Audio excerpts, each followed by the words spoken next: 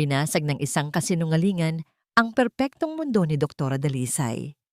Habang unti-unti siyang inuubos ng lason sa sariling tahanan, nagpapakasasa naman sa kanyang pinaghirapan ang asawang si Lorenzo at ang kabit nitong nagkukunwaring yaya.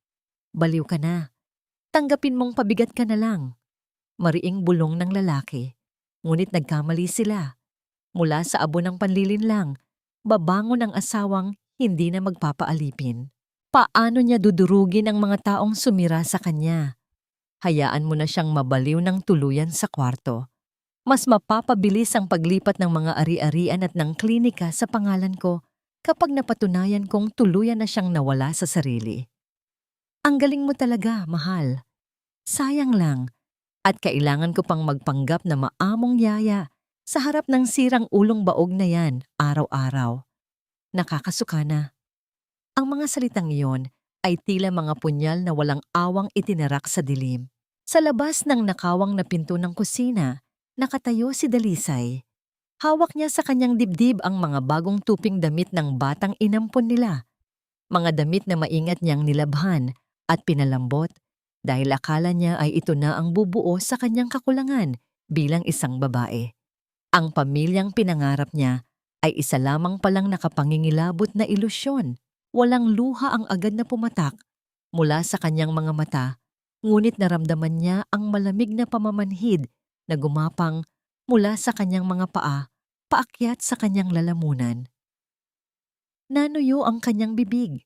Tila piniga ang kanyang puso ng napakahigpit hanggang sa maubos ang lahat ng dugong dumadaloy rito. Dumausdos mula sa kanyang nanginginig na mga kamay ang mga damit ng bata. Bumagsak sa sahig ng walang ingay. Kasing tahimik ng tuluyang pagkawasak ng kanyang pagkatao. Dahan-dahan siyang umatras. Bawat hakbang palayo sa kusina ay tila paghatak sa kanya pababa sa isang madilim at walang hanggang bangin. Pagpasok niya sa kanyang kwarto, napakapit siya sa gilid ng higaan. Nahihirapan siyang huminga. Ang mga pader ng kwartong yon, na minsan niyang tinawag na paraiso, ay tila unti-unting kumikipot. Pilit siyang dinadaganan. Kailangan niya ng gamot.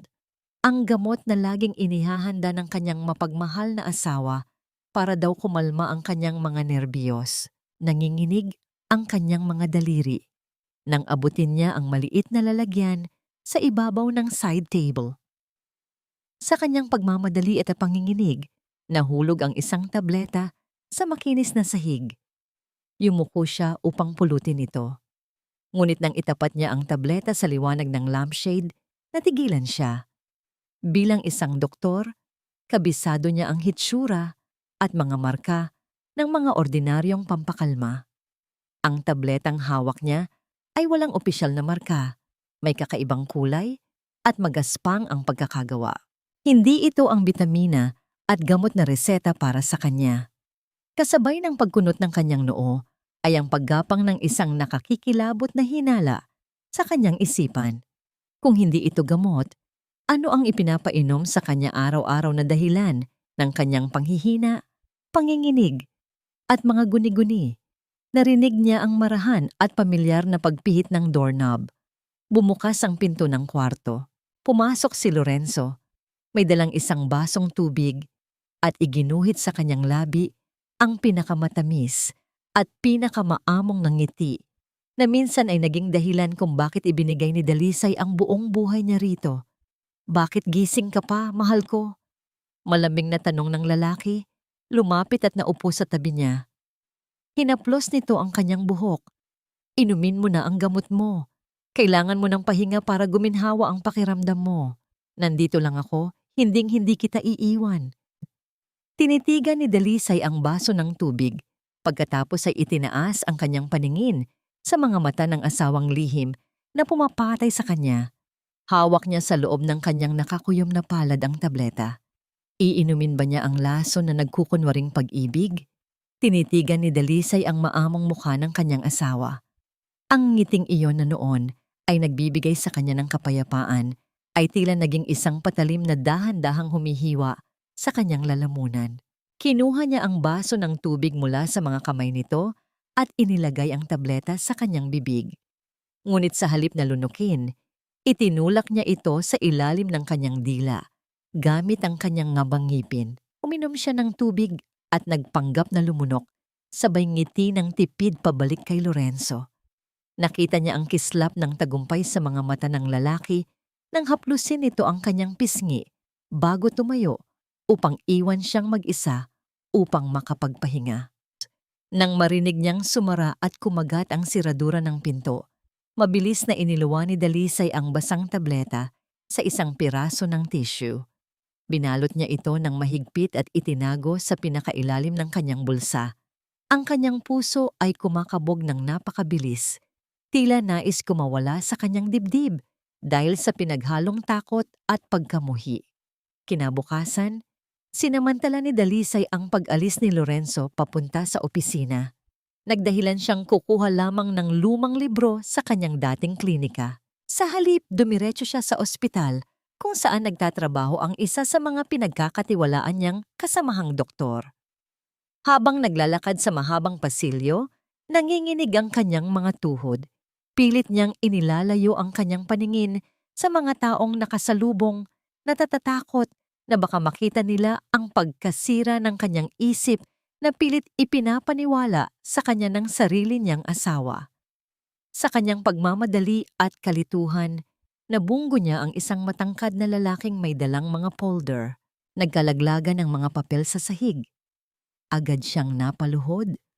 Upang pulutin ang mga ito, humihingi ng paumanhin, ng paulit-ulit habang ang kanyang mga kamay ay walang tigil sa panginginig. Isang mainit at malaking kamay ang marahang pumigil sa kanyang mga daliri.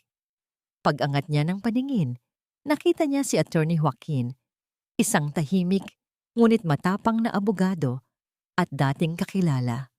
Baka sa mukha ng lalaki ang malalim na pag-aalala nang makita ang pamumutla ni Dalisay. Hindi ito nagtanong ng maraming detalye na lalong magpapabigat sa kanyang pakiramdam. Sa halip, inakay siya ni Joaquin patungo sa isang upuan at iniwan siya sandali. Pagbalik ng lalaki, inabutan siya nito ng isang mainit na kape sa tasang papel. Ang simpleng init mula sa kape at ang tahimik na presensya ni Joaquin ay nagbigay ng kaunting ginhawa sa nanlalamig na kaluluwa ni Dalisay. Bago umalis, may binanggit si Joaquin na nag-iwan ng isang maliit na katanungan sa isip ng ginang. Sinabi nitong nag-aalala siya dahil nakita niya ang biyena ni Dalisay at si Elena na magkasamang nag-uusap sa isang tagong opisina ng mga abogado noong nakaraang linggo. Isang detalyeng napaka-imposible kung tutuusin dahil ang pagkakilala ng lahat kay Elena ay isa lamang hamak na malayong kamag-anak. Ngunit wala ng oras si Dalisay upang pag-isipan pa yon dahil tinawag na siya sa loob ng opisina ng kanyang kaibigang doktor. Madilim ang mukha ng doktor nang ilapag nito ang resulta ng pagsusuri ng kanyang dugo at ng mismong tableta na ibinigay niya. Ang mga salitang lumabas sa bibig ng doktor ay tila mga martilyong dumurog sa huling piraso ng pag-asa sa puso ni Dalisay. Ang gamot na araw-araw niyang iniinom ay hindi pampakalma, kundi isang mapanganib na uri ng hallucinogen na sumisira sa nervous system. Ito ang nagiging dahilan ng kanyang mga guni-guni, matinding panghihina, at tila pagkawala sa sariling katinuan. Unti-unti siyang nilalason. Tila gumuho ang buong mundo ni Dalisay sa loob ng maliit na kwartong iyon. Ang asawang niyakap niya sa tuwing siya ay natatakot ay siya palang mismong nagtutulak sa kanya sa bangin ng kamatayan. Umagos ang nag-iinit na luha sa kanyang mga pisngi, ngunit walang tunog na lumabas sa kanyang mga labi. Ang matinding sakit ng pagkakanulo ay napalitan ng isang malamig at nagngangalit na determinasyon. Hindi siya baliw at lalong hindi siya mamamatay ng ganoon na lamang. Pagka-uwi niya sa kanilang malaking bahay, bumigat ang kanyang mga hakbang. Pagbukas niya ng pinto sa kanilang sala, nadatnan niya si Lorenzo na nakaupo sa gitna, naghihintay. Sa ibabaw ng makinis na mesa ay may nakapatong na mga makakapal na dokumento at isang kumikinang na bolpen. Tumayo si Lorenzo, Muling suot ang nakaririmarim nitong matamis na ngiti at inalok siyang maupo. Ayon sa lalaki, kailangan na niyang pumirma sa paglipat ng buong pamamahala ng kanyang klinika at lahat ng kanyang ari-arian sa pangalan nito upang makapagpahinga raw siya dahil sa kanyang mabilis na lumalalang sakit sa pag-iisip. Tinitigan ni Dalisay ang nakahandang ballpen sa tabi ng mga papel na mag-aalis ng lahat ng pinaghirapan niya. Tinitigan ni Dalisay ang makinang na dulo ng ballpen. Sa bawat segundo ng katahimikan, tila naririnig niya ang mabilis na pagtibok ng sariling puso. Isang tambol ng babala na nagpapaalala sa kanya na ang pirasong ito ng plastik at tinta ang magiging mitya ng kanyang tuluyang paglaho. Sa gilid ng kanyang paningin, nakita niya si Elena na nakatayo sa may pintuan ng kusina. May bitbit na tray ng tsa, ngunit ang mga mata nito ay hindi nakatuon sa tsa kundi sa mga dokumentong nasa mesa. Ang mapanuring titig ng babaeng akala niya ay katuwang niya sa bahay ay puno ngayon ng malisya at kasabikan. "Mahal, pirmahan mo na ito." Muling paghimok ni Lorenzo. Ang boses nito ay parang pelus na dumadapi sa pandinig ni Dalisay. Ngunit sa pagkakataong ito, naramdaman niya ang malapot na lason sa likod ng bawat salita. "Gawin mo ito para sa katahimikan ng isip mo. Hindi mo na kailangang mamroblema sa klinika o sa mga papeles. Hayaan mo akong mag-alaga sa lahat para makapag-focus ka sa pagpapagaling." Huminga ng malalim si Dalisay. Pilit niyang pinigil ang panginginig ng kanyang mga balikat. Sa isang iglap, binitiwan niya ang ballpen at napahawak sa kanyang ulo, nagkunwaring lito at nahihilo. "Lorenzo, hindi ko mabasa ang mga letra. Ang labo ng paningin ko. Tila umiikot ang paligid." Pagsisinungaling niya, ang kanyang boses ay nangangatal sa takot na baka mahalata ang kanyang pagpapanggap. "Masyadong masakit ang ulo ko ngayon. Maaari bang bukas na lang? Kailangan ko munang humiga." Nakita ni Dalisay ang pagdaan ng inis sa mga mata ni Lorenzo bago ito mabilis na napalitan ng huwad na pag-aalala. Sa kabilang banda, biglang lumapit si Elena at binuhat ang inampong bata na si Toby.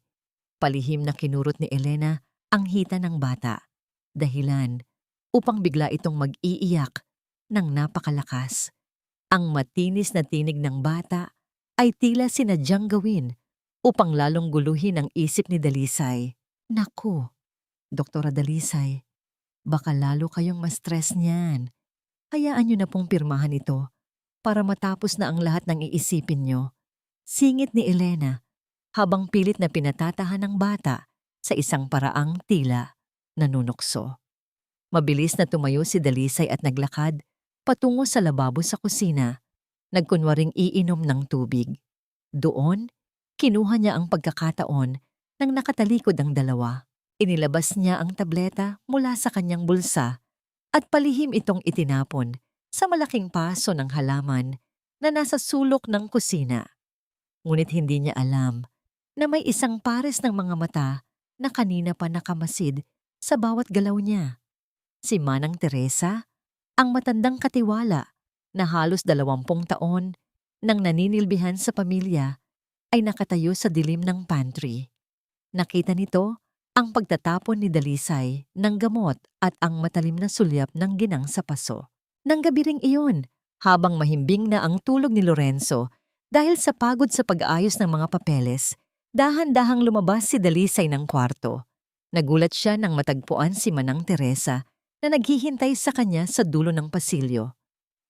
Walang imik na hinila siya ng matanda patungo sa labas ng bahay, sa ilalim ng malaking puno ng mangga, kung saan walang makakarinig sa kanila. Doon, lumuhod ang matanda sa harap ni Dalisay at humawak sa kanyang mga kamay.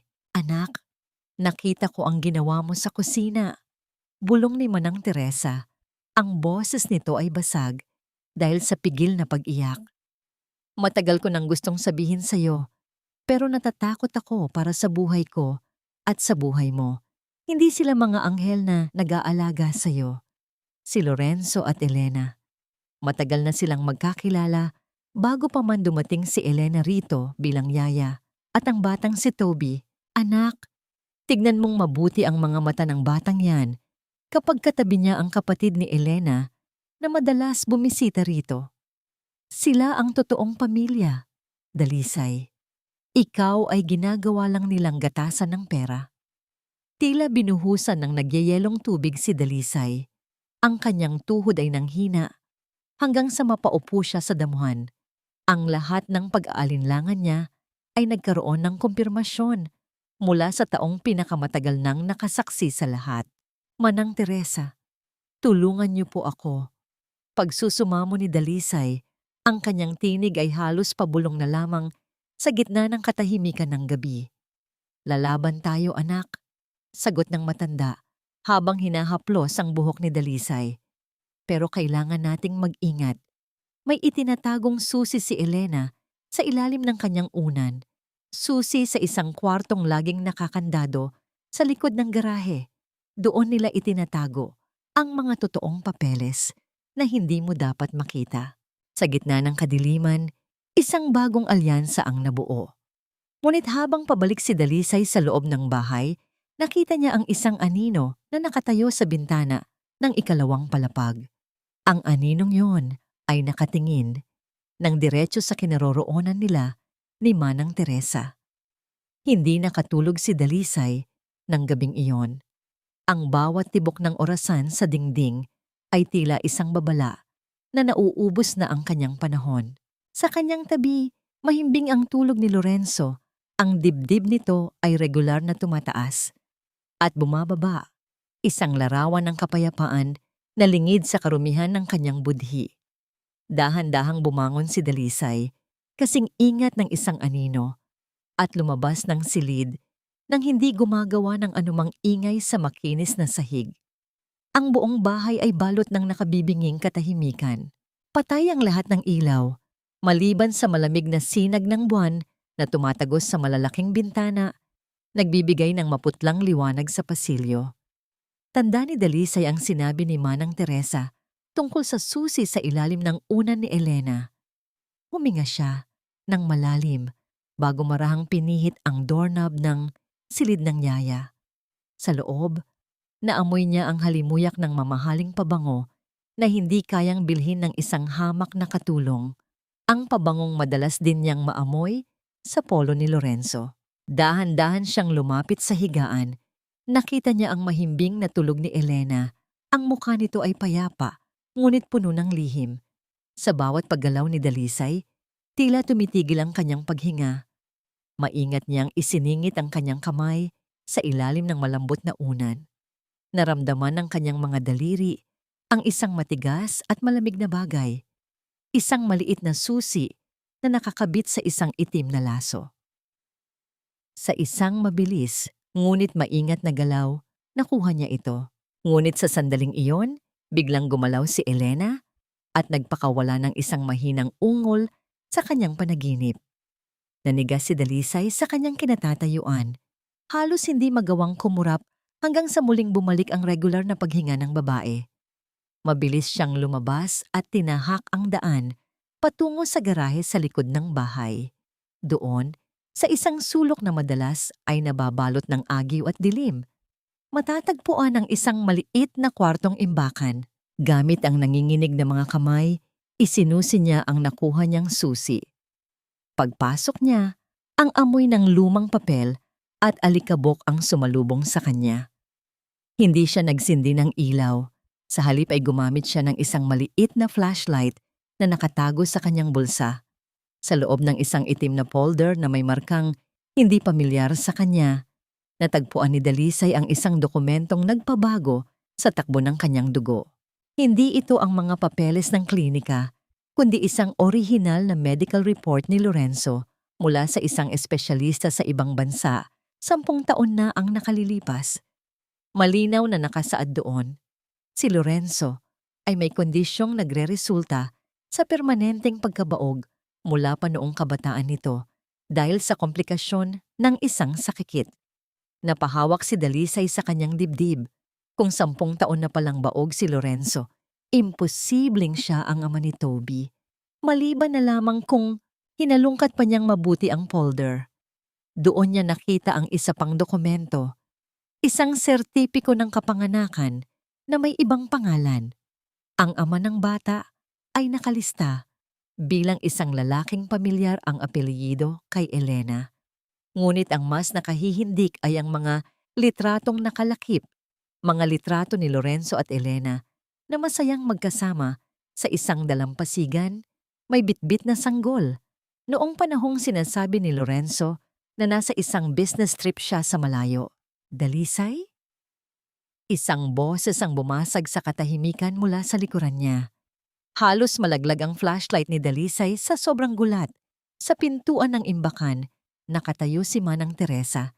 Hingal na hingal at bakas ang matinding takot sa mga mata. Anak, kailangan mo nang bumalik sa loob. Nagising si Lorenzo at hinahanap ka niya.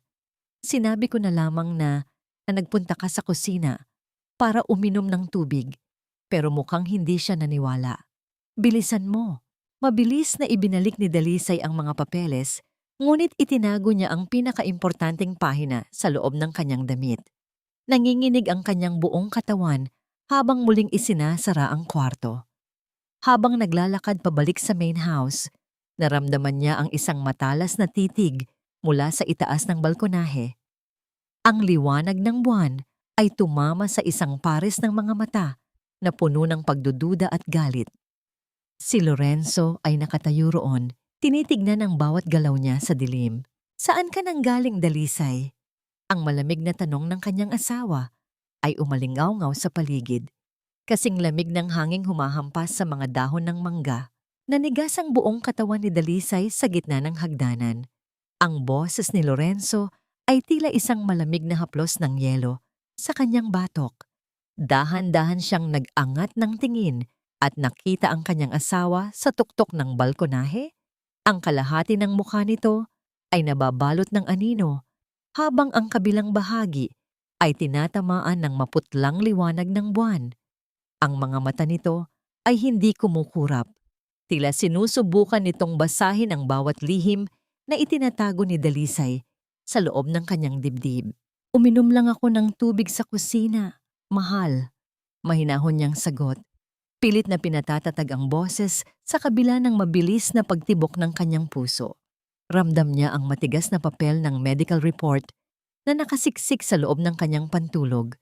Tila bawat paghinga niya ay gumagawa ng tunog na maaaring makabuking sa kanya. Hindi ako makatulog, kaya naglakad-lakad muna ako sa labas para makalanghap ng sariwang hangin. Bakit gising ka pa? Dahan-dahang bumaba si Lorenzo sa hagdan. Bawat hakbang nito ay tila isang mabigat na banta sa katahimikan ng gabi. Huminto ito sa harap ni Dalisay at hinawakan ang kanyang mga balikat. Masuyo ang hawak nito, ngunit ramdam ni Dalisay ang higpit na tila nais siyang pigilan sa pag-alis. Nag-aalala lang ako sa iyo, mahal ko. Alam mo namang hindi mabuti sa kalusugan mo ang mapuyat, lalo na't hindi pa matatag ang iyong isipan. Bulong nito, ang hininga nito ay amoy tabako at kasinungalingan. Dinala siya ni Lorenzo pabalik sa kanilang silid. Ngunit bago pa man sila makapasok, nakita ni Dalisay si Elena na nakatayo sa dulo ng pasilyo. Ang buhok nito ay magulo pa dahil sa pagkagising, at ang mga kamay nito ay tila may hinahanap sa ilalim ng suot nitong apron. Alam ni Dalisay na hinahanap na nito ang susi. Nagkatinginan sila ni Elena, isang sandali ng matalas na pagtutuos sa pagitan ng asawa at ng kabit. May kislap ng pagdududa sa mga mata ni Elena, isang babala na hindi ito titigil hanggat hindi nito nalalaman kung bakit lumabas si Dalisay ng kwarto sa gitna ng gabi. Kinabukasan, hindi na nag-atubili si Dalisay. Sa tulong ni Manang Teresa, na nagkunwaring naglilinis sa labas, palihim na nakalabas si Dalisay ng gate upang makipagkita kay attorney Joaquin sa isang maliit na kapihan sa labas ng subdivision. Nang makita ni Joaquin ang mga dokumentong dala ni Dalisay, naging seryoso ang mukha ng abogado. Ang mga papeles na yon ay sapat na upang pabagsakin ang anumang kasinungalingang binuo ni Lorenzo sa loob ng 10 taon. Dalisay, kailangan mong maging maingat. Kapag nalaman nilang hawak mo ito, gagawa sila ng paraan para bawiin ito sa'yo o lalo kanilang ipitin sa pagiging baliw. Babala ni Joaquin. Hinawakan nito ang kamay ni Dalisay sa ibabaw ng mesa, isang hawak na puno ng proteksyon at hindi mali siya. Itago mo ang mga orihinal na ito sa akin. Gagawa ako ng mga kopya. Sa ngayon, bumalik ka sa bahay niyo at magpanggap na wala kang alam. Hayaan mong isipin nilang kontrolado pa rin nila ang buhay mo habang dahan-dahan nating pinuputol ang kanilang mga galamay. Pagbalik ni Dalisay sa bahay, sinalubong siya ng isang matinding tensyon. Ang lahat ng gamit sa kanyang drawer ay tila nagalaw. Ang kanyang mga paboritong libro ay nakakalat at ang bawat sulok ng kanyang kwarto ay tila hinalughog. Sa gitna ng kaguluhan, nakatayo si Elena. Hawak ang isang baso ng gatas na may halong pamilyar na pampatulog. Dr. Dalisay, bakit tila pagod na pagod kayo? Inumin niyo muna itong gatas na inihanda ko para sa inyo. Nakangising sabi ni Elena. Ang boses nito ay puno ng pangungutya. Alam niyo, mahirap ang maraming iniisip. Baka kung ano pa ang makita niyo sa paligid na hindi naman totoo. Tinitigan ni Dalisay ang gatas. Alam niyang ito na naman ang lason na sisira sa kanyang katinuan. Ngunit sa pagkakataong ito, hindi natakot ang nararamdaman niya. Tumingin siya ng diretso sa mga mata ni Elena. Isang tingin na puno ng bagsik ng isang doktor na nakahandang operahan ang cancer sa kanyang buhay. Tinitigan ni Dalisay ang baso ng gatas na hawak ni Elena. Ang puting likido ay tila isang malapot na kasinungalingan, kumikinang sa ilalim ng ilaw ng kwarto. Alam niyang sa bawat lagok, unti-unting lalamunin ng kadiliman ng kanyang isipan, papatayin ang kanyang mga alaala, at gagawin siyang isang piping saksi sa sarili niyang pagkawasak. Ngunit sa pagkakataong ito, hindi siya magpapatalo. Salamat, Elena. Napakabait mo talagang pinsan, sabi ni Dalisay. Ang kanyang boses ay malambot at puno ng huwad na pasasalamat. Kinuha niya ang baso. Nararamdaman ang init nito sa kanyang palad. Sige na, iwan mo na ako rito. Gusto ko munang mapag-isa bago ko ito inumin. Nakita ni Dalisay ang pag-aalinlangan sa mga mata ni Elena. Tila ayaw nitong umalis hanggat hindi nakikitang nauubos ang gatas. Ngunit bago pa man makapagsalita ang yaya, narinig ang malakas na pag-iyak ni Toby mula sa kabilang kwarto. Isang pagkakataon na hindi pinalampas ni Dalisay. Hayon na ang anak mo. Ay ang alaga mo pala. Puntahan mo na siya. Baka nagugutom na. Sa pag-alis ni Elena, mabilis na tumungo si Dalisay sa banyo. Walang pag-aalinlangan niyang ibinuhos ang gatas sa lababo. Pinapanood ang pag-agos nito kasama ang laso na nais pumatay sa kanya. Binanlawan niya ng mabuti ang baso at nag-iwan ng kaunting bakas sa gilid nito upang magmukhang nainom nga niya ang lahat. Pagkatapos ay humiga siya sa kama, ipinikit ang mga mata at pinakalma ang kanyang paghinga. Paglipas ng ilang minuto, narinig niya ang marahang pagbukas ng pinto. Ang mga yapak ay magaan. Tila nag-iingat na hindi siya magising. Naramdaman ni Dalisay ang presensya ng dalawang tao sa tabi ng kanyang kama. Naamoy niya ang pamilyar na pabango ni Lorenzo at ang masangsang na amoy ng kusina na dala ni Elena. Tulog na siya, bulong ni Elena. Ang boses nito ay puno ng tagumpay. Siguradong bukas, wala na naman siyang maaalala sa ginawa niya kagabi. Masyadong malakas ang timpla ko ngayon. Mabuti, sagot ni Lorenzo. Ang boses nito ay malamig at walang bahid ng pagmamahal. Kailangan nating mapabilis ang pagpirma niya sa mga dokumento. Naiinip na ang mga kliyente ko sa klinika. Kapag nakuha na natin ang lahat, maaari na natin siyang dalhin sa isang mental institution sa probinsya. Doon, hinding-hindi na siya makakalabas. Naramdaman ni Dalisay ang isang malamig na panginginig na gumapang sa kanyang likuran. Ang asawang pinagkatiwalaan niya ng kanyang buhay ay plano na siyang itapon na parang isang basurang wala ng pakinabang. Ramdam niya ang pagnanais na bumangon at saksakin ang mga ito ng katotohanan, ngunit pinigil niya ang kanyang sarili. Kailangan niyang maghintay. Kailangan niyang maging matatag para sa huling pagtutuos. Nang makaalis ang dalawa, dahan-dahang idinilat ni Dalisay ang kanyang mga mata. Ang dilim ng silid ay tila naging kakampi niya. Sa gitna ng kanyang pighati, isang alaala ang biglang pumasok sa kanyang isip. Isang maliit na recorder na ibinigay sa kanya ni Joaquin noon bilang regalo. Agad siyang bumangon at hinalughog ang kanyang lumang bag sa ilalim ng cabinet. Doon, sa pagitan ng mga lumang notebook, nahanap niya ang maliit na gadget. Magsisimula na ang totoong laro, Lorenzo. Bulong ni Dalisay sa hangin. Sa bawat gabi na dadaan, itatala niya ang bawat usapan, bawat pagtatapat, at bawat kasinungalingan ng dalawa. Gagawin niyang sandata ang mismong mga salitang ginagamit nila upang sirain siya. Kinabukasan, habang nag-aalmusal, nagpanggap si Dalisay na lito at hirap maalala ang mga nangyari kahapon. Nakita niya ang palitan ng makahulugang tingin ni na Lorenzo at Elena. Ang kanilang pagkampante ang magiging pinakamalaking pagkakamali nila. Ngunit sa gitna ng kanilang pagkain, isang hindi inaasahang bisita ang dumating. Ang ina ni Lorenzo, si Doña Imelda, na kilala sa pagiging matapang at mapang-api. Ano itong naririnig ko, Lorenzo? Na ang asawa mo ay nawawala na sa sarili? Ang matinis na boses ng matanda ay umalingaw-ngaw sa buong dining room. Tumingin ito ng mapangapi kay Dalisay. Isang malaking kahihiyan sa pamilya natin ang magkaroon ng baliw na manugang. Kung hindi mo kaya, ako ang gagawa ng paraan para mawala ang duming ito sa ating pangalan. Paralisado si Dalisay sa upuan niya. Ang matalas na mga salita ni Doña Imelda ay tila mga palaso na tumutusok sa kanyang puso. Bawat isa ay mas masakit kaysa sa gamot na ibinibigay sa kanya ni Lorenzo. Ang ginang na ito na matagal na niyang sinubukang pakisamahan ay palaging tumitingin sa kanya nang may paghamak.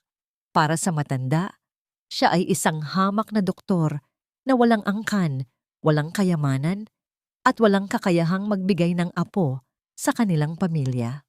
Inay, huwag naman po kayong magsalita ng ganyan sa asawa ko. Pagtatanggol ni Lorenzo, ngunit alam ni Dalisay na ang mga salitang ito ay isa lamang pagpapanggap. Sa ilalim ng kanyang pagtatanggol ay ang katotohanan na kinamumuhian din niya ang kanyang pagkabaliw. Dahil ito ay humahadlang sa kanyang mga plano. Huwag mo akong diktahan, Lorenzo. Alam mo kung ano ang nararapat para sa pamilyang ito. Kung hindi mo kayang gawin ang nararapat, ako ang gagawa para sa iyo. Mariing sagot ni Doña Imelda. Tumingin ito kay Dalisay. Ang kanyang mga mata ay tila mga butas na walang kaluluwa. Mag-impake ka na ng iyong mga gamit, Dalisay. Dadalhin kita sa isang espesyalista sa Maynila. Kung hindi ka gagaling, mas mabuti pang sa mental hospital ka na tumira habang buhay. Hindi sumagot si Dalisay. Hindi siya makapaniwala sa kanyang naririnig. Ang mental hospital, ito ang huling bagay na nais niyang maranasan. Kung makulong siya roon, tuluyan na siyang mawawala sa sarili at hindi na niya magagawang makaganti sa mga taong sumira sa kanyang buhay.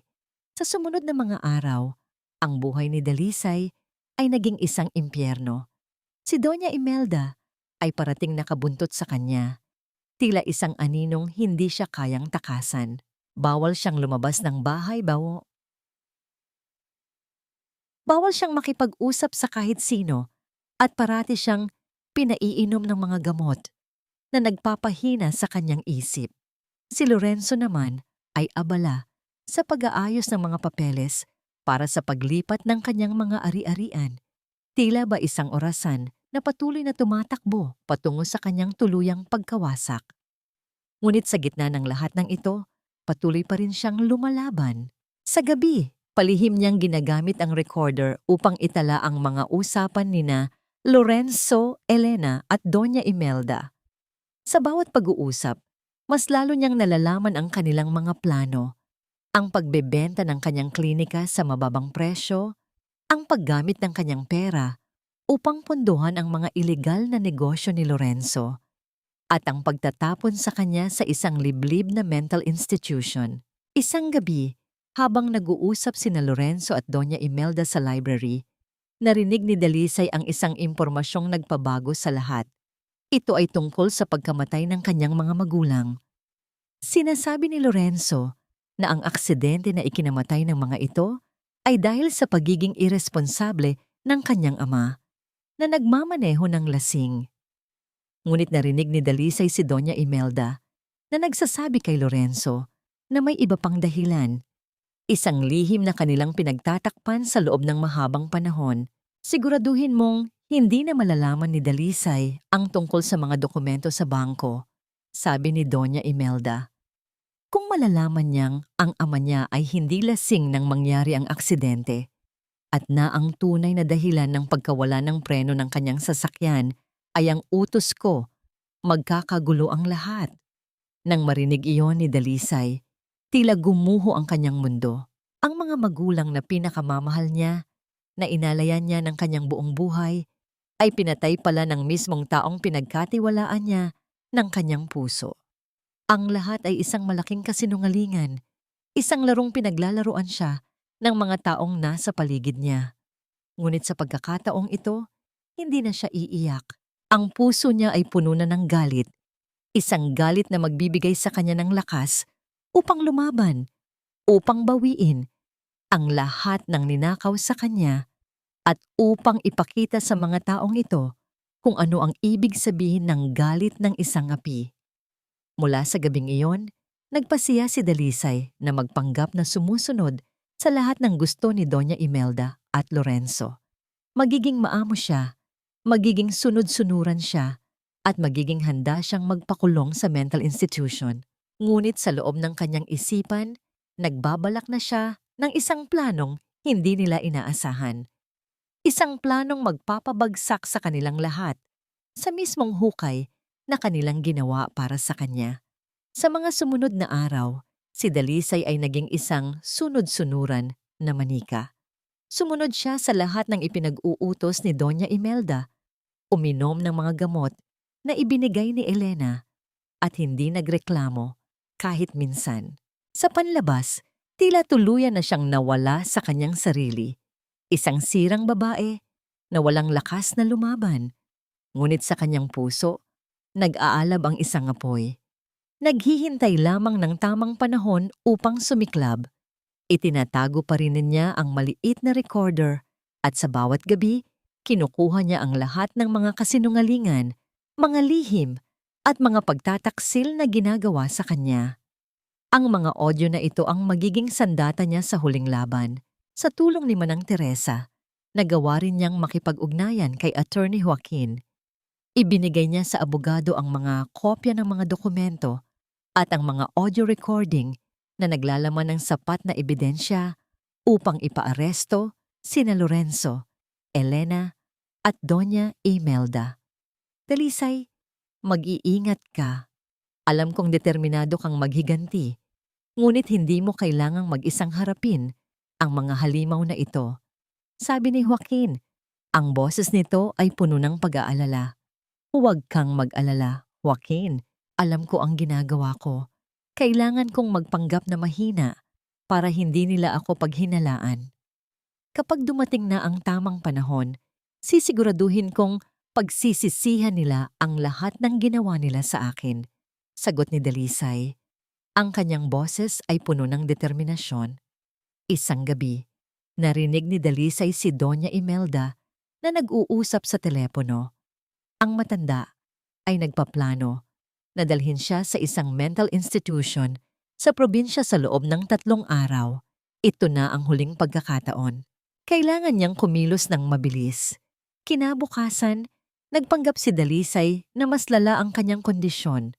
Nagpakaawa siya kay Lorenzo at Doña Imelda, humingi ng tawad sa lahat ng kanyang mga pagkukulang at sinabing handa na siyang pumirma Sa lahat ng mga papeles na gusto nila, nakita niya ang kislap ng tagumpay sa kanilang mga mata. Sa wakas, kontrolado na nila siya. Sige Dalisay, kung yan ang gusto mo, pagbibigyan kita, sabi ni Lorenzo. Ang kanyang boses ay punong-puno ng pagkukunwari.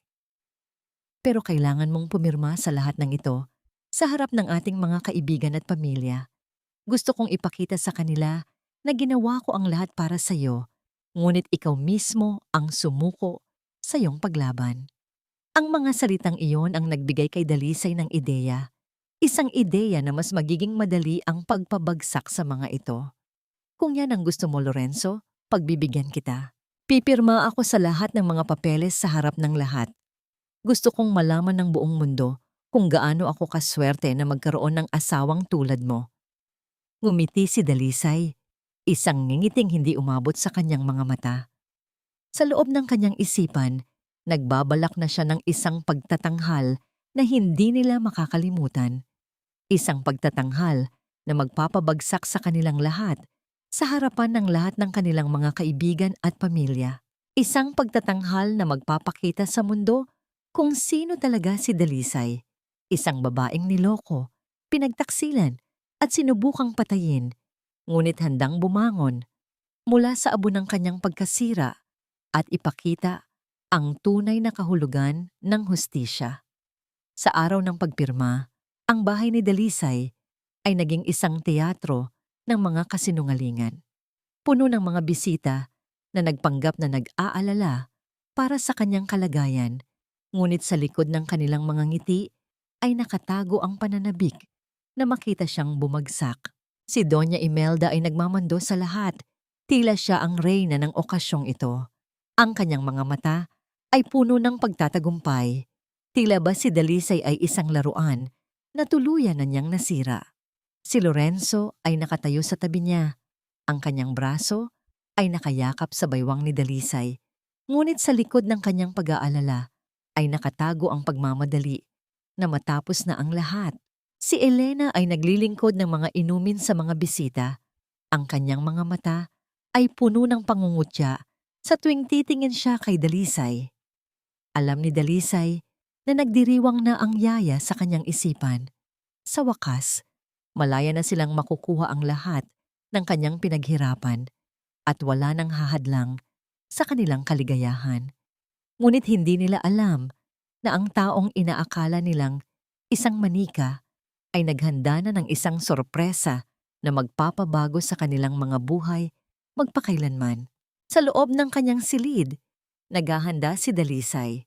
Sa halip na magsuot ng mga damit na pinili ni Doña Imelda para sa kanya, mga simpleng damit na nagpapakita ng kanyang pagiging mahina, nagsusuot siya ng isang eleganteng damit na pula, isang kulay na nagpapahiwatig ng lakas, ng paghihiganti, at ng apoy na nagliliyab sa kanyang puso.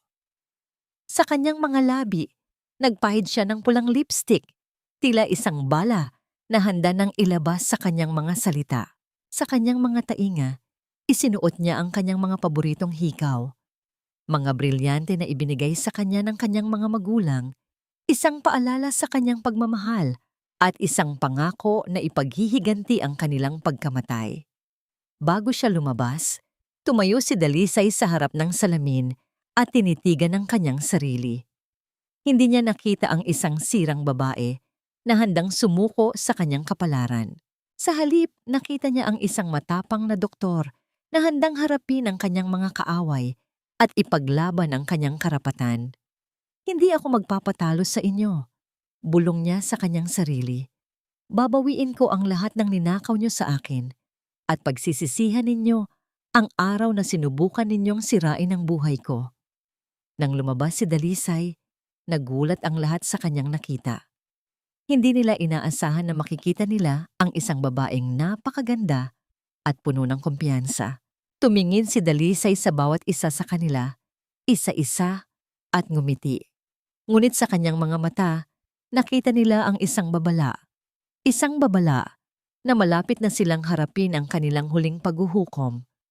Umupo si Dalisay sa upuan na inilaan para sa kanya. Sa harap ng mga papeles na handa ng pirmahan, Kinuha ni Lorenzo ang ballpen at inabot ito sa kanya. Ang kanyang mga kamay ay nanginginig sa kaba. Ngunit bago pa man niya ito tanggapin, tumayo si Dalisay at tumingin sa lahat ng mga bisita. Maraming salamat sa inyong pagpunta sa araw na ito, sabi ni Dalisay.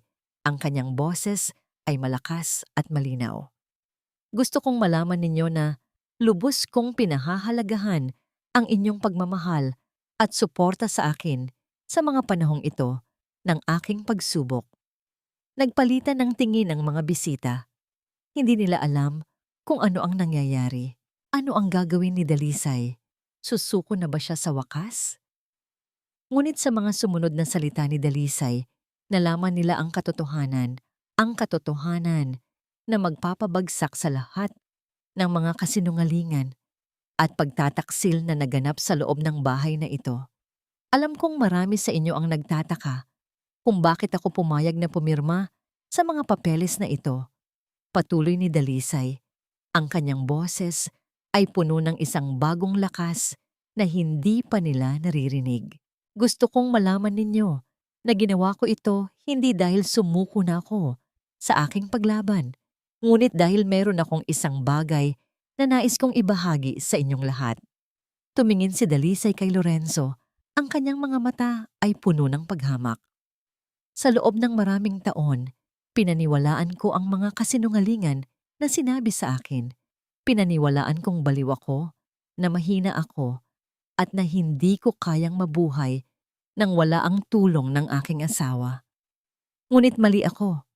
Dagdag niya, sa loob ng mga buwan na ito ng paghihirap, natuklasan ko ang katotohanan. Natuklasan kong hindi ako baliw, ngunit ako ay nilalason.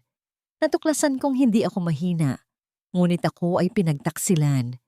At natuklasan kong hindi ko kailangan ng kahit sino upang mabuhay maliban sa aking sarili. Nagulat ang lahat sa mga salitang iyon. Tumingin sila kay Lorenzo, naghahanap ng paliwanag. Ngunit ang kanyang mukha ay puno ng takot at pagkabalisa. Alam niyang malapit nang mabunyag ang kanyang mga kasalanan. Kinuha ni Dalisay ang isang maliit na remote control mula sa kanyang bulsa.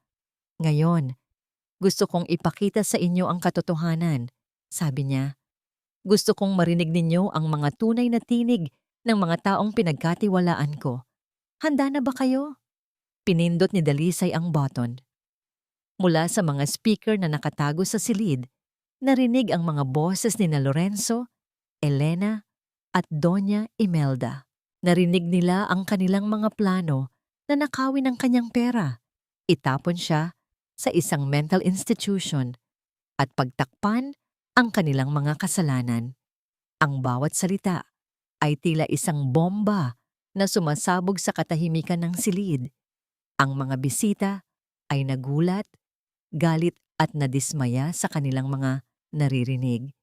Hindi nila akalain na ang mga taong pinagkatiwalaan nila ay kayang gumawa ng ganitong mga kasamaan. Nang matapos na ang mga audio, tumingin si Dalisay sa lahat. Ngayon, alam na ninyo ang katotohanan, sabi niya. Alam na ninyo kung sino ang mga halimaw na nasa gitna natin. Tumakbo si Doña Imelda kay Dalisay at sinubukang sampalin siya. Ngunit agad na hinarang ni Joaquin ang kanyang kamay. Sa wakas, dumating na ang abogado kasama ang mga pulis na handang arestuhin ang mga kriminal. Hindi pa tapos ito, Dalisay, sigaw ni Lorenzo habang kinakaladkad siya ng mga pulis. Pagsisisihan mo ang ginawa mo, ngumiti si Dalisay. Huli na, Lorenzo, wala ka nang magagawa upang pigilan ako. Ang katotohanan ay malaya na at sisiguraduhin kong magbabayad kayong lahat sa mga kasalanan ninyo. Habang kinakaladkad papalabas ng bahay ang mga kriminal, tumingin si Dalisay sa mga bisita. Paumanhin sa abalang ito, sabi niya. Gusto ko lang ipaalam sa inyo na hindi ako ang babaeng inaakala ninyong mahina. Ako ay si Dalisay at handa akong ipaglaban ang aking karapatan. Salamat sa pakikinig. Pagkatapos ng kanyang mga salita, lumabas si Dalisay sa bahay. Ngunit sa pagkakataong ito, hindi siya lumabas bilang isang biktima. Ngunit bilang isang tagapagtaguyod, isang babaeng nakabawi na sa kanyang buhay at handang harapin ang hinaharap ng may lakas at tapang. Matapos ang kaguluhan sa kanyang bahay, ang buhay ni Dalisay ay tuluyan ng nagbago. Ang mga kasinungalingan ay nabunyag, ang mga kriminal ay naaresto, at ang katotohanan ay nanaig. Ngunit alam ni Dalisay na hindi pa tapos ang kanyang paglalakbay.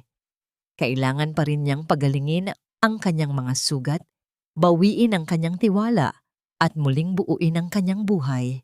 Sa tulong ni Attorney Joaquin, nagawa ni Dalisay na mabawi ang kanyang klinika at ang kanyang mga ari-arian. Sinigurado ng abogado na mapanagot ang mga kriminal sa kanilang mga kasalanan at na makakamit ni Dalisay ang hustisyang nararapat sa kanya. Ngunit higit pa sa pera at ari-arian, ang pinakamahalagang bagay na nabawi ni Dalisay ay ang kanyang sarili. Natuklasan niya ang kanyang lakas, ang kanyang tapang, at ang kanyang kakayahang magmahal at magpatawad. Sa wakas, malaya na siyang maging ang babaeng nais niyang maging. Sa mga sumunod na buwan, sinimulan ni Dalisay na muling buuin ang kanyang buhay. Nagbalik siya sa kanyang klinika, masigasig na tumutulong sa kanyang mga pasyente. Sinubukan niyang kalimutan ang mga pangyayari sa kanyang buhay at ginusto niya nang tumingin sa hinaharap. Natuklasan niya ang tunay na kahulugan ng kanyang propesyon at sinakripisyo niya ang lahat ng kanyang oras sa pagtulong sa iba. Sa bawat araw na lumilipas, unti-unting nawawala ang pait sa kanyang puso. Ang mga sugat ng kahapon ay nagsisimulang maghilom at isang bagong pag-asa ang sumisibol sa kanyang kaluluwa. Ngunit hindi siya nag-iisa sa kanyang paglalakbay. Parating nariyan si Attorney Joaquin upang sumuporta sa kanya, upang magbigay sa kanya ng lakas, at upang ipaalala sa kanya na mayroon pa ring pag-ibig at kabutihan sa mundo. Sa mga gabing madilim, hindi siya iniwan ni Joaquin. Sa mga pagsubok na dumating sa kanya, naroon si Joaquin upang siya'y tulungan. Sa mga panahon na kailangan niya ng kausap, naroon ang abogado na handang makinig sa kanya. Naging matalik niya itong kaibigan at dito niya naramdaman ang tunay na kahulugan ng pag-ibig. Hindi nagtagal. Umusbong ang isang espesyal na relasyon sa pagitan nila.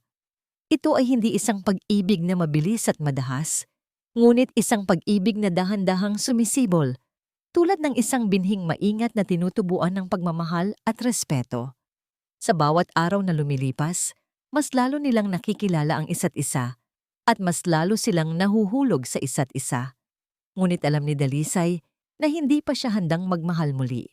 Matagal pa bago niya tuluyang mapatawad si Lorenzo at ang kanyang ina, at bago niya tuluyang mapagtiwalaan ang ibang tao. Ngunit alam rin niyang hindi niya kayang ipagkait ang kanyang puso kay Joaquin. Isang gabi, habang naglalakad sila sa parke, huminto si Joaquin at tumingin sa kanyang mga mata. Dalisay, sabi niya, alam kong marami ka pang pinagdadaanan. Alam kong hindi ka pa handang magmahal muli. Ngunit gusto kong malaman mo na hindi ako aalis sa iyong tabi. Nandito lang ako, handang maghintay, handang magmahal sa iyo kahit ano pa man. Napaiyak si Dalisay sa mga salitang iyon. Sa kauna-unahang pagkakataon sa kanyang buhay, naramdaman niya na may isang taong tunay na nagmamahal sa kanya nang walang hinihinging kapalit. Yakap niya si Joaquin ng mahigpit. Sa wakas, nahanap na rin niya ang kanyang tunay na kaligayahan. Lumipas ang mga buwan. Si Dalisay ay patuloy na nagtatrabaho sa kanyang klinika, tumutulong sa kanyang mga pasyente. Ngunit sa kanyang puso, alam niyang mayroon pa siyang isang bagay na kailangang gawin. Ang patawarin si Lorenzo at ang kanyang ina. Alam niyang hindi ito madali. Ang kanilang mga kasalanan ay napakalaki at ang mga sugat na idinulot nila sa kanya ay napakalalim. Ngunit alam rin niya na hindi siya makakapagpatuloy sa kanyang buhay hanggat hindi niya natututunan ang magpatawad. Isang araw, nagpa siyang bisitahin si Dalisay sa kulungan kung saan nakakulong si Lorenzo. Matagal na siyang nag-alala tungkol sa kanya, kahit anong kasalanan na nagawa niya laban sa kanya. Sa unang pagkakataon, nakita ni Dalisay ang kaawa-awang kalagayan ni Lorenzo. Payat, maputla, at puno ng pagsisisi. Ang kanyang mga mata ay puno ng luha habang tinititigan siya. Alam ni Dalisay na nagsisisi na siya sa kanyang mga nagawa. Dalisay, patawarin mo ako, sabi ni Lorenzo. Ang kanyang boses ay nanginginig. Alam kong nagkamali ako. Sinira ko ang buhay mo at hindi ko yon mapapatawad sa aking sarili. Ngunit gusto kong malaman mo na mahal pa rin kita. Mahal na mahal kita. Tinitigan ni Dalisay si Lorenzo. Ang kanyang puso ay puno ng awa. Alam niyang hindi niya kayang kalimutan ang lahat ng ginawa nito sa kanya. Ngunit alam rin niya na karapat-dapat itong patawarin. Pinapatawad kita, Lorenzo, sabi ni Dalisay. Hindi ko makakalimutan ang mga ginawa mo sa akin, ngunit hindi ako magpapahintulot na ang galit ay kumain sa aking puso. Nais kong maging malaya ka at nais kong maging malaya rin ako. Ngumiti si Lorenzo, ang kanyang mga mata ay puno ng pasasalamat. Salamat, Dalisay, sabi niya. Salamat sa pagpapatawad mo sa akin. Sisiguraduhin kong pagbabayaran ko ang lahat ng mga kasalanan ko sa iyo. Pagkatapos ng kanyang pagbisita kay Lorenzo, nagpasya rin si Dalisay na bisitahin si Doña Imelda sa kulungan. Alam niyang mas mahirap itong patawarin kaysa kay Lorenzo. Ang matanda ang utak sa likod ng lahat ng kanyang mga paghihirap at ito rin ang nag-utos na patayin ang kanyang mga magulang. Ngunit nang makita niya ang matanda, naramdaman niya ang kaunting awa sa kanyang puso. Payat at mahina na rin si Doña Imelda at ang kanyang mga mata ay puno ng pagsisisi. Dalisay, patawarin mo ako, sabi ni Doña Imelda. Ang kanyang boses ay halos pabulong na lamang. Alam kong sinaktan kita ng sobra, ngunit gusto kong malaman mo na ginawa ko lamang ang lahat ng iyon para sa aking pamilya. Gusto kong protektahan ang aking anak at ang aking apelyido. Tinitigan ni Dalisay si Doña Imelda at naramdaman niya ang isang kakaibang bagay, pagkaawa. Alam niyang hindi niya kayang kalimutan ang lahat ng ginawa ng matanda, ngunit alam rin niya na hindi siya magiging malaya hanggat hindi niya ito pinapatawad. Pinapatawad kita, Doña Imelda, sabi ni Dalisay. Hindi ko makakalimutan ang mga ginawa mo sa akin, ngunit hindi ako magpapahintulot na ang galit ay kumain sa aking puso. Nais kong maging malaya ka, at nais kong maging malaya rin ako. Napaiyak si Doña Imelda sa mga salitang yon. Salamat, Dalisay, sabi niya. Salamat sa pagpapatawad mo sa akin. Sisiguraduhin kong pagbabayaran ko ang lahat ng mga kasalanan ko sa iyo. Sa kanyang pag-alis sa kulungan, naramdaman ni Dalisay ang isang bagong kalayaan sa kanyang puso. Sa wakas, nakalaya na siya mula sa mga gapos ng nakaraan. Nakalaya na siya mula sa galit, sa pait, at sa hinanakit. Handa na siyang magpatuloy sa kanyang buhay ng may pag-ibig, kapayapaan, at kaligayahan. Lumipas ang mga taon. Si Dalisay ay patuloy pa rin sa kanyang pagtatrabaho sa kanyang klinika, ngunit sa pagkakataong ito, meron na siyang kasama sa kanyang buhay. Si Attorney Joaquin, ang lalaking nagmahal sa kanya, nang walang hinihinging kapalit ay naging kanyang asawa. Silang dalawa ay nagtayo ng isang pamilya na puno ng pagmamahal, respeto at pagkakaunawaan. Wala silang mga anak, ngunit pinuno nila ang kanilang mga puso ng pag-ibig sa pamamagitan ng pagtulong sa mga batang nangangailangan. Nagtayo sila ng isang foundation na nagbibigay ng edukasyon, pagkain at tirahan sa mga batang ulila at mahihirap. Sa bawat batang tinutulungan nila, nakikita ni Dalisay ang kanyang sarili noong bata pa siya. Isang batang nangangailangan ng pagmamahal at pangangalaga. Alam niya na sa pamamagitan ng pagtulong sa mga batang ito, nagagawa niyang bawiin ang kanyang nakaraan at gumawa ng isang mas magandang kinabukasan. Si Dalisay ay nagkaroon ng 2 anak sa puso sa pamamagitan ng kanyang naging kaibigan sa isang batang ampunan. Siya at si Joaquin ay madalas dumalaw at minsan sila pa ang nag-aalaga sa mga ito. Balik na naman siyang ina, ngunit sa ibang paraan. Minsan, habang naglalaro si Dalisay kasama ang mga bata sa foundation, Lumapit sa kanya si Joaquin at yumakap sa kanya mula sa likod. Dalisay, sabi niya, hindi ko akalain na makikita kitang ganito kasaya. Salamat sa pagbibigay sa akin ng pagkakataong mahalin ka. Tumingin si Dalisay kay Joaquin at ngumiti. Hindi ako ang dapat magpasalamat sa iyo, sabi niya. Ikaw ang nagbigay sa akin ng pagkakataong muling magmahal. Salamat sa pagiging bahagi ng aking buhay. Sa araw na yon, nalaman ni Dalisay na sa wakas, nahanap na niya ang kanyang tunay na kaligayahan. Hindi ito sa kayamanan, sa katanyagan, o sa tagumpay. It ay sa pag-ibig, sa pagpapatawad, at sa paglilingkod sa iba. Pagkalipas ng maraming taon, si Dalisay ay isa ng kilalang doktor at humanitarian. Ang kanyang foundation ay nakatulong na sa libu-libong mga bata sa buong bansa. At ang kanyang pangalan ay naging simbolo ng pag-asa at inspirasyon. Ngunit sa kabila ng kanyang tagumpay, hindi kailanman nakalimutan ni Dalisay ang kanyang nakaraan.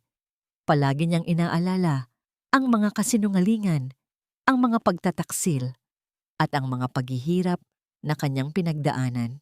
Ang mga ito ang nagbigay sa kanya ng lakas upang patuloy na lumaban para sa katotohanan at hustisya.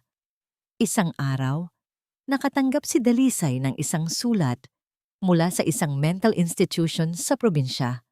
Nakasaad doon na si Doña Imelda ay malapit ng pumanaw at nais nitong makita siya bago siya lumisan sa mundo. Nag-alala si Dalisay kung dapat ba niyang bisitahin ang matanda. Ngunit sa huli, nagpasya siyang pumunta. Alam niyang kailangan niyang harapin ang kanyang nakaraan upang tuluyan na siyang makalaya. Nang dumating si Dalisay sa mental institution, nakita niya si Doña Imelda na nakahiga sa isang maruming kama. Ang kanyang katawan ay payat at mahina. Ang kanyang mga mata ay puno ng pagsisisi at ang kanyang boses ay halos pabulong na lamang. Dalisay, sabi ni Doña Imelda, salamat sa pagdalaw mo sa akin. Alam kong hindi ko karapat-dapat ang iyong pagpapatawad, ngunit gusto kong malaman mo na nagsisisi ako sa lahat ng aking mga nagawa. Sinira ko ang buhay mo at hinding-hindi ko mapapatawad ang aking sarili. Tinitigan ni Dalisay ang matanda at naramdaman niya ang kaunting awa sa kanyang puso. Alam niyang malapit na itong pumanaw at wala na siyang magagawa upang baguhin ang nakaraan. Pinapatawad na kita, Doña Imelda, sabi ni Dalisay. Alam kong hindi mo na maibabalik ang lahat ng mga nagawa mo, ngunit naniniwala akong mayroon ka pa ring pagkakataong gumawa ng mabuti sa iyong buhay. Gamitin mo ang natitira mong panahon upang magsisi at gumawa ng kabutihan. Ngumiti si Doña Imelda, ang kanyang mga mata ay puno ng pasasalamat. Salamat, Dalisay, sabi niya. Salamat sa pagpapatawad mo sa akin. Sisiguraduhin kong gagawin ko ang lahat ng aking makakaya upang makabawi sa aking mga kasalanan. Ilang araw pagkatapos ng kanyang pagbisita, pumanaw si Doña Imelda. Ngunit bago siya lumisan sa mundo, gumawa siya ng isang bagay na nagpabago sa lahat. Ipinamana niya ang lahat ng kanyang ari-arian sa foundation ni Dalisay. Sa gawaing iyon, naipatayo ni Dalisay ang mas maraming klinika na nagbibigay ng libreng serbisyong medikal sa libu-libong nangangailangan. Nakapagpatayo rin siya ng mga paaralan at bahay-ampunan na nagbibigay ng edukasyon, pagkain, at tirahan sa mga batang ulila at mahihirap. Ang pamana ni Dalisay ay nagpatuloy sa maraming henerasyon. Ang kanyang kwento ay naging inspirasyon sa maraming tao na lumaban para sa katotohanan at hustisya at na magpatawad at magmahal kahit ano paman. Sa huli, nalaman ni Dalisay na ang tunay na kaligayahan ay hindi matatagpuan sa paghihiganti o sa pagkamuhi, kundi sa pag-ibig, sa pagpapatawad at sa paglilingkod sa iba. Nalaman niya na ang pamana na iiwan niya sa mundo ay hindi ang kanyang kayamanan o ang kanyang katanyagan, kundi ang pag-ibig na kanyang ibinahagi, ang pagpapatawad na kanyang ipinakita, at ang mga buhay na kanyang nabago. At sa pamamagitan nito, natagpuan ni Dalisay ang tunay na kahulugan ng kanyang buhay. Sa paglipas ng panahon, si Dalisay ay hindi lamang nakahanap ng kapayapaan, kundi naging inspirasyon sa iba. Nagtayo siya ng isang non-profit organization na nagbibigay ng serbisyong medical sa mga mahihirap at nagbibigay ng scholarship sa mga promising students. Kahit hindi siya nagkaanak, siya ay naging ina sa maraming kabataan na nangangailangan ng guidance at pagmamahal. Hindi niya kinalimutan ang mga pangyayari sa kanyang nakaraan, ngunit hindi na ito ang kanyang naglalarawan. Ang nakaraan ay naging aral at lakas upang magpatuloy sa paggawa ng kabutihan. Isang araw, habang bumibisita si Dalisay sa kanyang foundation, nakatanggap siya ng balita na si Lorenzo ay pumanaw na sa kulungan. Wala siyang naramdamang galit o kalungkutan, kundi isang pagtanggap na tapos na ang kabanata ng kanyang buhay. Sa halip na magdiwang, nag-alay siya ng panalangin para sa kanyang kaluluwa. Si Joaquin ay patuloy na nasa kanyang tabi, nagbibigay ng suporta at pagmamahal. Patuloy silang nagsama sa pagtulong sa mga nangangailangan at sa pagpapakalat ng pag-asa at kabutihan sa mundo. Sa huli, napatunayan ni Dalisay na ang pagpapatawad ay hindi lamang para sa mga nakasakit sa atin, kundi para rin sa ating sarili. Sa pamamagitan ng pagpapatawad, nakalaya siya sa galit at hinanakit at nakahanap ng kapayapaan at kaligayahan. Ang kanyang kwento ay nagpapatunay na kahit gaano karami ang sakit at pagsubok na ating naranasan, mayroon pa ring pag-asa para sa bagong simula, para sa pag-ibig, at para sa buhay na puno ng kahulugan. Habang nakaupo sa kanyang beranda, kasama si Joaquin, pinagmamasdan ang mga batang naglalaro sa kanilang foundation. Naramdaman ni Dalisay ang isang matinding kapayapaan at kaligayahan.